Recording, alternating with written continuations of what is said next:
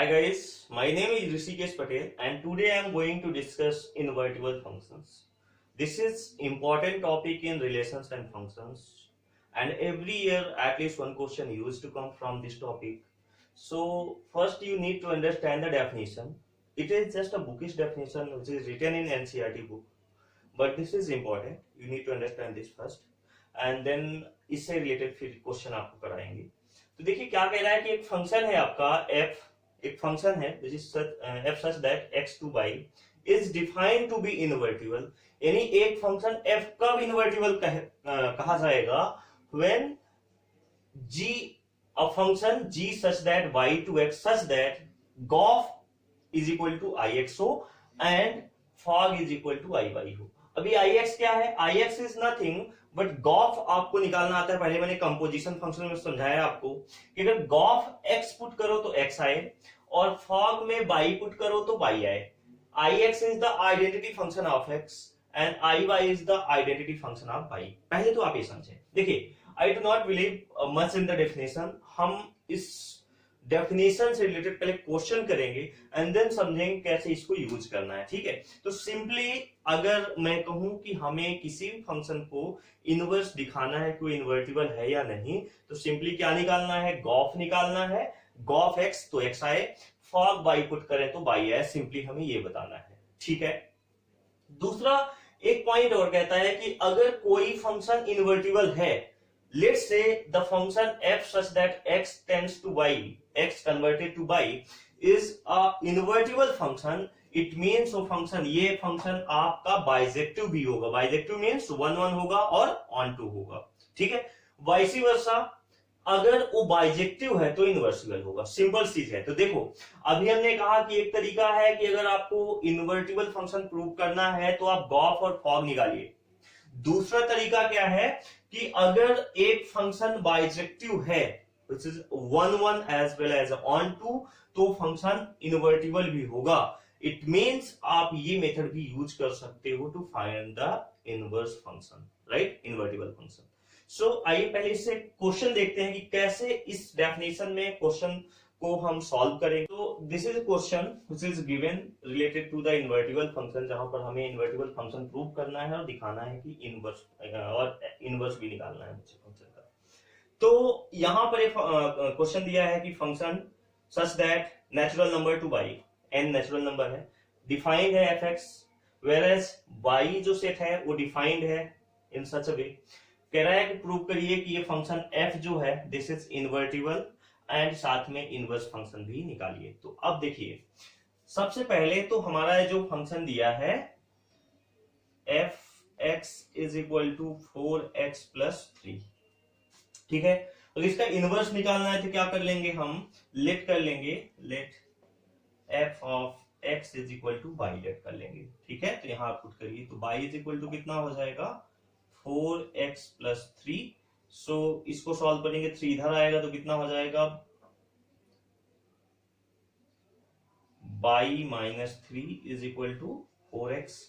y minus 3 is equal to 4x, 4 से divide कर दीजिए तो ये कितना हो जाएगा? x is equal to y minus 3 upon 4. ठीक है, x इज इक्वल टू कितना आ गया? ये इसको हम कैसे लिख सकते हैं?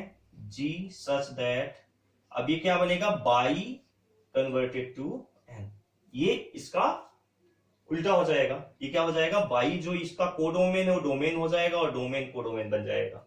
वेयर आपका g of y, g of, ये क्या बनेगा? g ऑफ y बनेगा. जैसे ये f ऑफ x है, ये क्या बनेगा?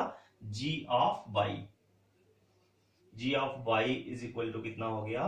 y minus 3/4. ठीक है, जैसे ये फंक्शन आपको दिया है f such that n converted to y be a function defined. अब फंक्शन f कैसे डिफाइंड है? fx is equal to 4x plus 3. तो यहां पर हमने जो दूसरा फंक्शन है g उसको भी डिफाइन कर लिया, g such that y converted to n natural number where gy is equal to this.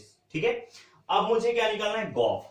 हमें क्या करना है? गॉफ निकालना है. तो GOF, Gauff of x. Gauff of x हमने आपको जब गॉफ और फॉग, जब आपको कंपोजिशन फंक्शन बताया था कि गॉफ ऑफ एक्स और फॉग ऑफ वाई, जब फॉग निकालेंगे तो फॉग वाई निकालेंगे. ठीक है, तो ये कितना हो जाएगा, इसको कैसे लिखेंगे, जी ऑफ एफ ऑफ एक्स। ठीक है, अब यहां समझिए, ये हमारा फंक्शन जी एक्स जी वाई यहां पर है ना, ये तो यहां देखिए बाई की जगह पे क्या है, एफ ऑफ एक्स है, बाई की जगह पे क्या है, एफ ऑफ एक्स है, तो यहां पर भी पुट कर दीजिए, ये वैल्यू यहां पर पुट कर दीजिए, ये वैल्यू यहां पर पुट कर दीजिए, या सिंपली क्या करिए, एफ ऑफ एक्स की जो वैल्यू यहां पुट कर दीजिए, तो कितना हो जाएगा, जी ऑफ एफ ऑफ एक्स की वैल्यू कितनी है, 4x plus 3, 4x plus 3 F of x की वैल्यू। अब इस पे जहां जहां बाई है, जहां जहां बाई है, इस पे ये वैल्यू पुट कर दीजिए, तो कितना हो जाएगा, यहां पर पुट करिए वैल्यू, कितना हो जाएगा, 4x प्लस 3, फिर ये -3 अपॉन 4। ठीक है, सो अब इसको आप कट करिए, देखिए 3 से 3 कैंसिल हो जाएगा, तो क्या बचेगा, 4x अपॉन 4, 4 से 4 कैंसिल, तो क्या आया x, इसको हम क्या लिख लेंगे, आइडेंटिटी x। ठीक है, देखिए this is the same which is given in the definition की गॉफ x कितना, गॉफ x जब पुट कर रहे हैं तो ix आया, अब जब फॉग y पुट करेंगे तो क्या आएगा, आइडेंटिटी y फंक्शन। तो फॉग ऑफ y पुट करिए तो कितना होगा, f of g of y। अब g ऑफ y की वैल्यू क्या है, ये दिया है, डिफाइंड फंक्शन है आपका, जी वाई कितना है, y -3 अपॉन 4, तो यहां पर रख दीजिए, तो फंक्शन f इसकी जगह पे y -3 अपॉन 4 पुट कर दिया। अब आप फंक्शन fx में जाइए, fx x की जगह पे कितना है, इतना वैल्यू, यानी जहां जहां x है हम ये पुट कर देंगे, तो कितना हो जाएगा, 4 इंटू एक्स की जगह पे ये वैल्यू पुट कर देंगे, तो कितना हो जाएगा, y -3 अपॉन 4 और प्लस 3 अपॉन कुछ करने की जरूरत है नहीं। देखिए ये 4 से 4 कैंसिल हो गया, तो सॉल्व करेंगे तो क्या आएगा, y -3 और ये +3, तो ये कैंसिल हो गया, क्या आया आपका, y आया, which is identity y। So देखिए ये क्या आया, same gof is equal to identity x, gof is equal to identity x, whereas fog y is equal to identity y। so हम क्या बोलेंगे कि the function f is invertible, function f क्या है, invertible है, because the both conditions are satisfied, gof और fog की दोनों कंडीशन सेटिस्फाई करता है। और साथ ही साथ अब कह रहा है कि हमारा इनवर्स फंक्शन कौन सा होगा, कि ये गॉफ और फॉग आइडेंटिटी x और आइडेंटिटी y है, that implies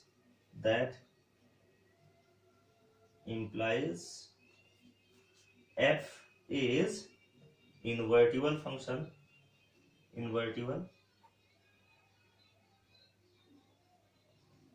f is जो फंक्शन दिया है ये क्या है, इन्वर्टिबल है, एंड g फंक्शन, ये जो g है फंक्शन g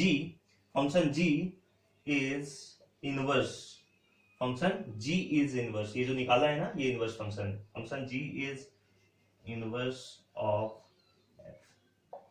ठीक है, सो बहुत सिंपल है कि सिंपली हमें पहले क्या करना है, गॉफ फॉग निकालना है, और अगर ये दोनों आइडेंटिटी x और आइडेंटिटी y आते हैं तो हमें बताना है कि हमारा फंक्शन जो गिवन फंक्शन है वो इन्वर्टिबल है, और जो g फंक्शन होगा वो f का क्या कहलाएगा, इनवर्स कहलाएगा, g f का क्या कहलाएगा, इनवर्स कहलाएगा। तो हम इसको देखिए, ये जो यहाँ पर gy is equal to y -3 upon 4 दिया है, हमारा बन जाएगा f इनवर्स, इस gy को हम क्या कह सकते हैं, f इनवर्स कह सकते हैं, क्योंकि ये g f का क्या है, इनवर्स है, तो f inverse is equal to y -3 upon 4 भी लिख सकते हो आप।